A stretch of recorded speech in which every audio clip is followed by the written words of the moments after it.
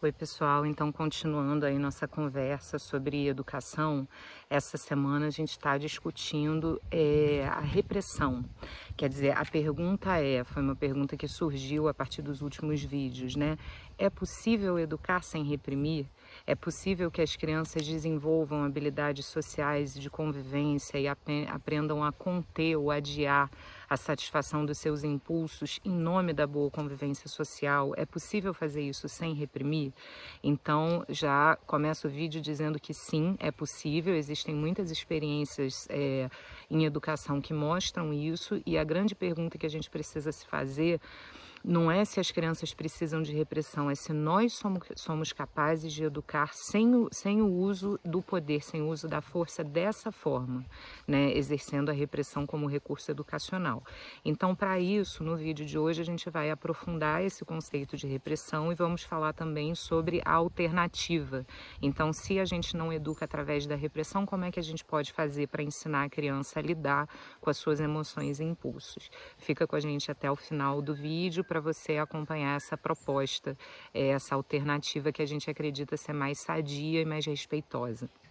Então, para começar, vamos falar sobre a repressão, né? O que é a repressão e qual é o seu efeito no psiquismo, para poder deixar claro por que a gente acredita que a repressão não é um bom recurso educacional, né? Inclusive, podendo trazer até comportamentos, gerar como consequência no futuro comportamentos adultos, inclusive que são antissociais, né?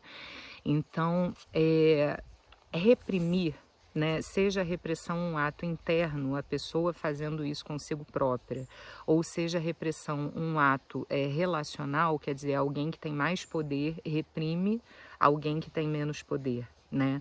A repressão sempre envolve uma proibição, sempre envolve coibir, deter, parar e principalmente proibir, né?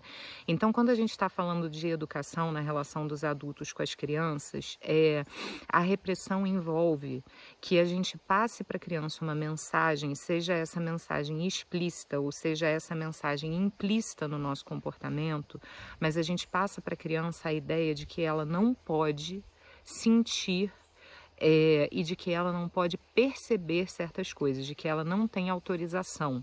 Normalmente essa proibição vem acompanhada de uma ameaça, que às vezes é uma ameaça explícita, tipo você vai ficar de castigo, ou você vai apanhar, ou você vai perder alguma coisa, né?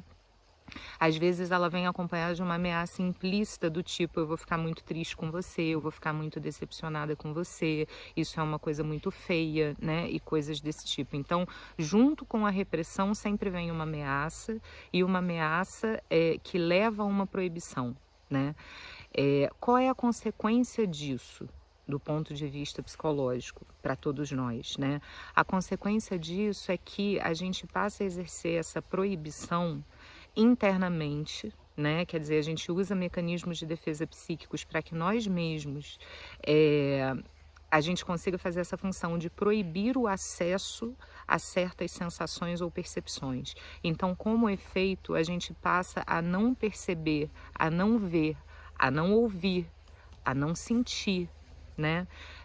Então a gente passa a bloquear tanto a nossa percepção de coisas que estão acontecendo no ambiente, como a gente passa a bloquear também a nossa percepção do que está se passando dentro da gente, né? Os nossos sentimentos e sensações. A repressão como mecanismo educacional tem algumas falhas trágicas, né? Então vamos tentar entender quais são elas. Em primeiro lugar, a primeira falha trágica é que a repressão gera hostilidade, a repressão gera raiva. Quando a gente sofre repressão, a gente fica com raiva de quem nos reprimiu, né? Seja adultos ou crianças, esse é um fenômeno humano. Mas o que acontece? Como normalmente a repressão é um mecanismo que opera em relações onde existe um desnível de poder, quem tem mais poder reprime quem tem menos poder, o que acontece é que quem tem menos poder não se sente capaz de expressar essa hostilidade em relação à pessoa que exerceu a função de repressão. Então, normalmente o que acontece é que essa hostilidade termina sendo expressa ou termina sendo descarregada na relação com pessoas que têm menos poder, né?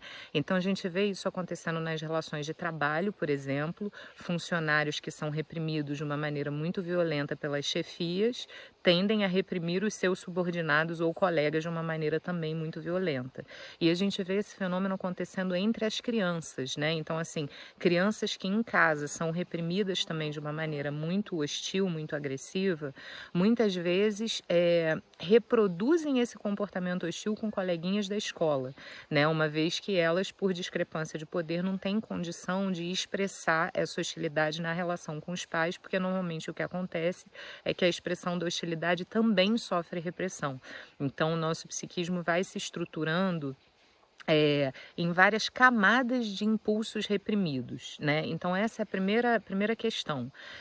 A repressão gera hostilidade gera destruição, violência, agressão com outras pessoas que têm menos poder, né? Então socialmente isso gera uma cadeia muito negativa, né?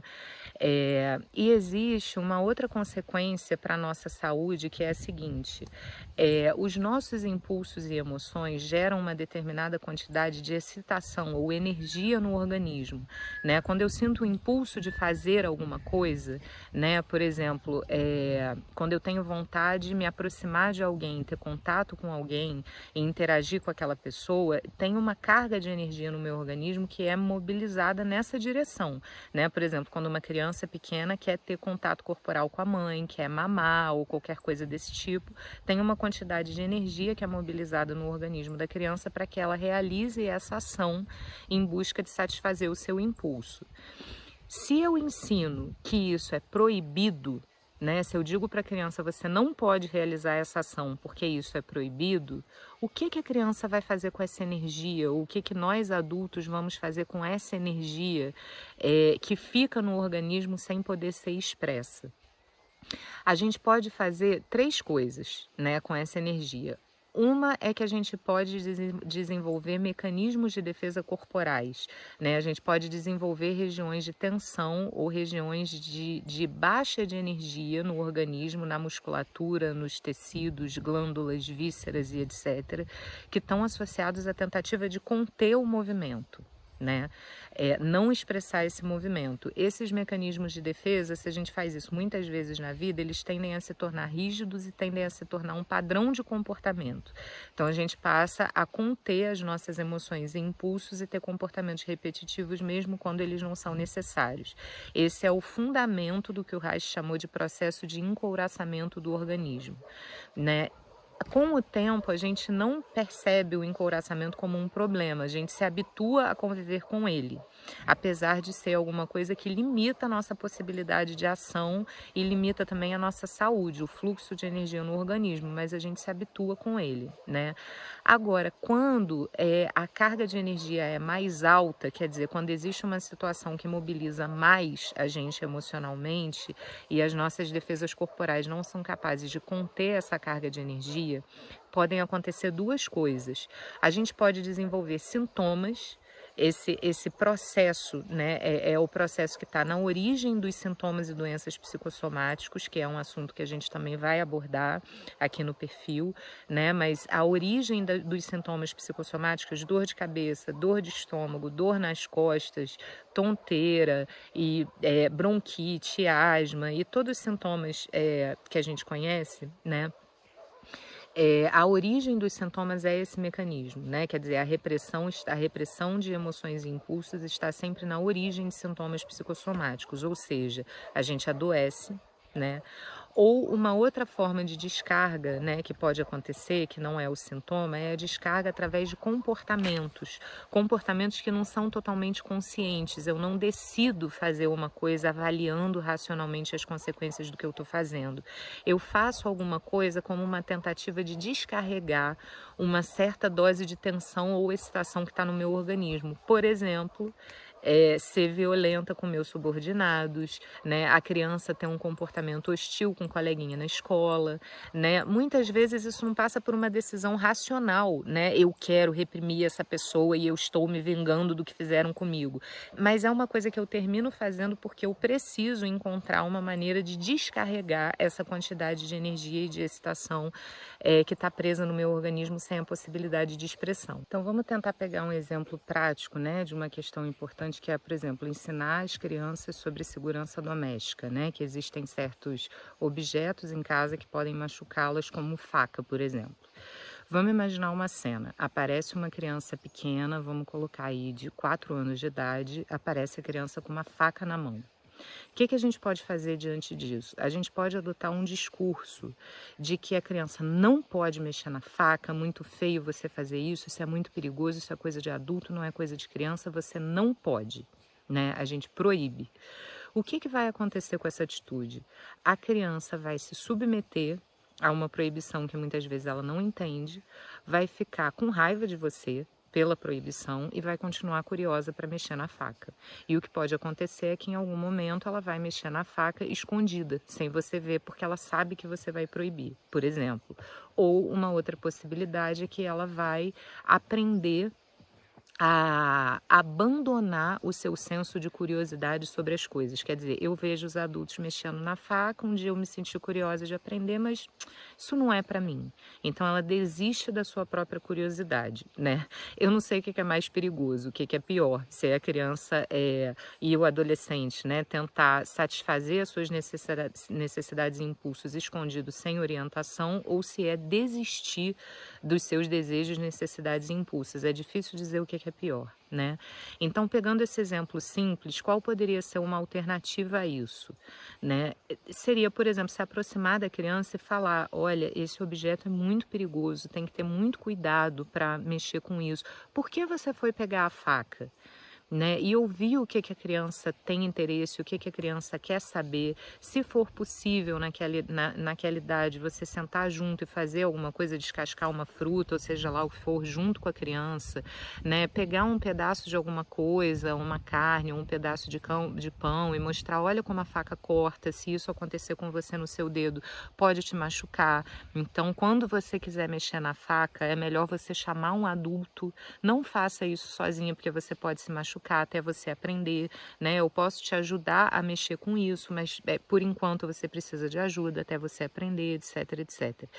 Quando a gente faz isso, né, a gente está passando para a criança uma mensagem. A sua curiosidade é natural, você vê os adultos mexendo em faca, então você vai querer mexer também, mas você precisa ter cuidado. Nesse momento não dá para você fazer isso exatamente do jeito que você quer, porque é perigoso, né? Esse exemplo simples pode ser usado em várias situações mais complexas, sociais, etc, né? Mas a questão é a atitude do adulto, né? Qual é a atitude que a gente tem quando a gente vê a criança ter um comportamento que a gente julga inadequado?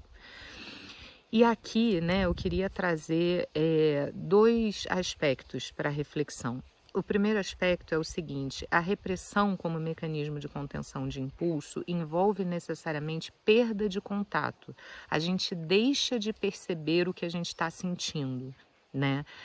O fato de que a gente deixa de perceber o que a gente está sentindo não faz com que a energia, com que a carga das emoções e dos impulsos não estejam ali. O segundo problema é o seguinte: a repressão impede que as nossas emoções e impulsos passem por um filtro racional, reflexivo, avaliativo, né? Se a gente aprende que a gente não pode sentir alguma coisa, se a gente bloqueia o contato com aquela sensação ou com aquele impulso, isso significa que aquela sensação, aquele impulso não chega à consciência, né? Ou seja, não passa pelo filtro avaliativo e reflexivo, né? Então a gente não consegue avaliar o nosso comportamento. Isso é um problema muito grande, porque na verdade o que dá pra gente a possibilidade de conviver socialmente, respeitando os limites e necessidades de outras pessoas, ao mesmo tempo em que a gente respeita os nossos limites e necessidades, é justamente a avaliação consciente, a avaliação racional, a reflexão. né? Por exemplo, isso, eu não vou mexer na faca sozinha porque eu entendo que eu posso me machucar. Então, o que que eu posso fazer para dar vazão a esse meu impulso, isso que eu estou sentindo? Eu estou com vontade de aprender a mexer num instrumento que os adultos mexem, mas ao mesmo tempo eu avalio que eu posso me machucar, então o que que eu posso fazer? Eu posso, por exemplo, pedir ajuda de um adulto. Mamãe, você pode me ajudar a descascar essa maçã? Né? Então, isso impulsos e emoções passarem por um filtro de avaliação racional e a capacidade que a gente desenvolve de avaliar consequências, de avaliar como será que a outra pessoa está se sentindo com isso que eu estou fazendo, isso é alguma coisa que precisa de treino.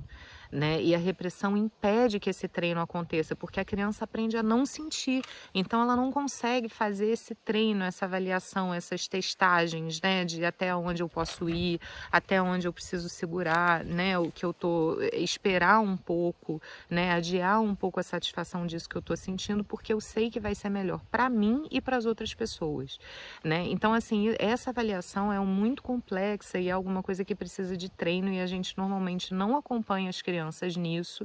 A gente usa a repressão como uma maneira de impedir que as crianças sintam ou que as crianças façam certas coisas.